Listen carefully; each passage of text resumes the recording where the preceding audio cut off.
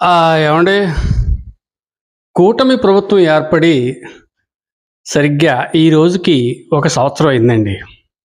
అదే సందర్భంగా ముఖ్యమంత్రి నారా చంద్రబాబు నాయుడు గారు, ఉప ముఖ్యమంత్రి పవన్ కళ్యాణ్ గారు, వీళ్ళిద్దరూ అలాగే మన బీజేపీ నాయకురాలు పురంధేశ్వరి గారు, వీళ్ళు పార్టీ శ్రేణులకు పిలుపునిచ్చారు. సంబరాలు జరుపుకోండి 1 ఇయర్ అయిన సందర్భంగా అని చెప్పేసి.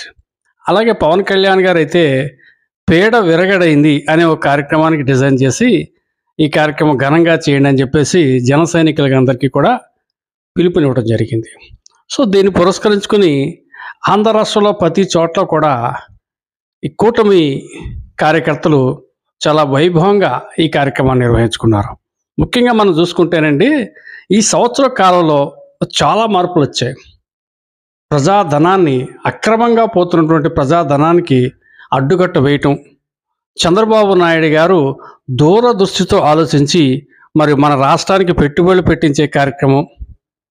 అదేవిధంగా మరి మొన్ననే చూశారు మీరు, రేషన్ సరుకులు కొన్ని వేల కోట్ల రూపాయలు వృధాగా పోతున్న ధనాన్ని అడ్డుకట్ట వేసి రేషన్ సరుకులు తెచ్చుకోవటం, పెన్షన్లు సకాలంలో ఇవ్వటం, త్వరలోనే తల్లికి వందనం, ఉచిత బస్సు ప్రయాణం, ఓ పక్కన సంక్షేమం, ఓ పక్కన అభివృద్ధి, ఓ పక్కన పెట్టుబడులు, మరో పక్కన భారతదేశంలో ఆంధ్ర రాష్ట్రానికి ఖ్యాతి మరింత పెంపొందించేలా చంద్రబాబు నాయుడు గారి కృషి ఈ సంవత్సరం నుంచి చూస్తూ ఉన్నాం. దీనికి పవన్ కళ్యాణ్ గారి కృషి కూడా తోడైంది. పల్లె పండుగని, మాట మంతే అని కొన్ని కోట్ల రూపాయల నిధులు ఆయన కూడా సెంటరింగ్ చేస్తూ ఉన్నారు. దీంతో ఈరోజు రాష్ట్ర వ్యాప్తంగా జరిగినటువంటి ఈ కార్యక్రమం దిగ్విజయం అయిందని చెప్పేసి మనం చెప్పక తప్పదు. అయితే దీంతో పాటు ఇంకో విషయం చెప్పాలి. ఇక్కడ మీకు రామచంద్రపురం నియోజకవర్గం నేను వెళ్ళి చూశాను. ఇక్కడ ఈ కార్యక్రమం అయితే సూపర్ సక్సెస్ అయింది. మరి ఇక్కడ మంత్రి వాసుదేవ్ సుభాష్ గారి గురించి గతంలో నేను చెప్పాను. అతను సొంత డబ్బులు ఖర్చు పెట్టే నాయకుడు ఎవరైనా ఉన్నారు ఈ రాష్ట్రంలో అంటే ఒక సుభాష్ గారు అని చెప్పేసి మనం ఘంటాపదంగా చెప్పొచ్చు. మరి మొన్ననే కిడ్నీ బాధితురాలికి 20,000 రూపాయలు ఇచ్చాడు. పెరాలసిస్ బాధితుడికి 10,000 ఇచ్చాడు.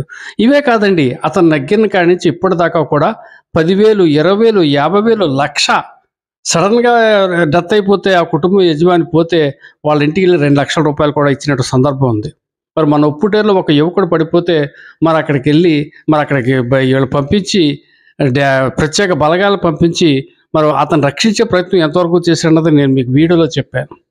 అంటే ఈ రోజుల్లో కూడా మానవత్వం ఉంది, మానవీయ కోణంలో ఆలోచించే ఒక నాయకుడు ఉన్నారని చెప్పుకోవడానికి మన వాసుదేవ్ సుభాష్ ఒక ఉదాహరణని మనం చెప్పుకోవచ్చు. మరి దీంతో రామచంద్రపురం నియోజకవర్గంలో కూడా ఈ ప్రోగ్రాం సూపర్ సక్సెస్ అయింది. Thank you.